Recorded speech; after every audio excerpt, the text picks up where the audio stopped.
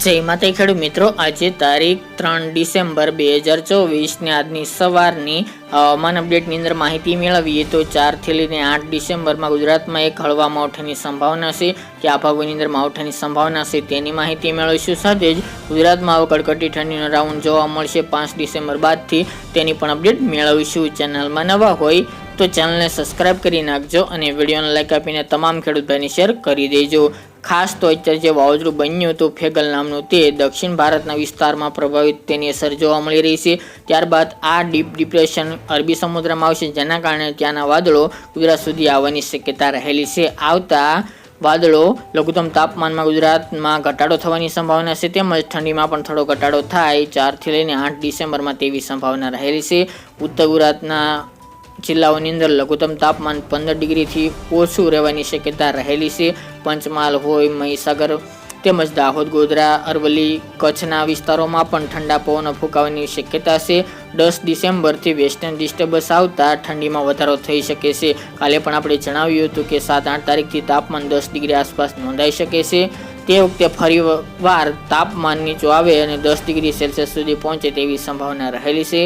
તે ઉપરાંત 14 થી લઈને 18 ડિસેમ્બરમાં બંગાળના ઉપસાગરમાં ફરી એક લો પ્રેશર બનતા ગુજરાતમાં વાદળછાયું વાતાવરણ જોવા મળે તેવી શક્યતા રહેલી છે. 23 ડિસેમ્બરથી મજબૂત વેસ્ટર્ન ડિસ્ટર્બન્સ આવવાનું છે, જેના કારણે ગુજરાતમાં ગાત્રો થઈ જવું એટલે કે કડકડતી ઠંડી જોવા મળશે.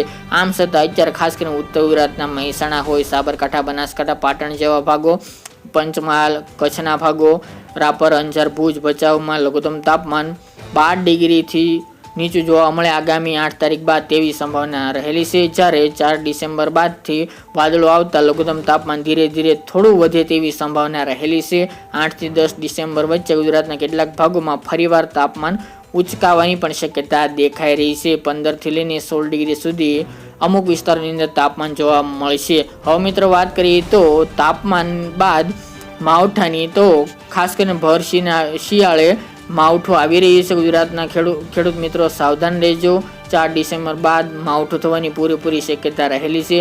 જે સિસ્ટમ હતી તે ગુજરાતની અસર કરવાની છે. સાથોસાથ ઉત્તર ભારતના ભાગોની અંદર એક વેસ્ટર્ન ડિસ્ટર્બન્સ એટલે કે WD પસાર થવાનું છે, જેના કારણે તેની પણ અસર થોડી જોવા મળી શકે છે.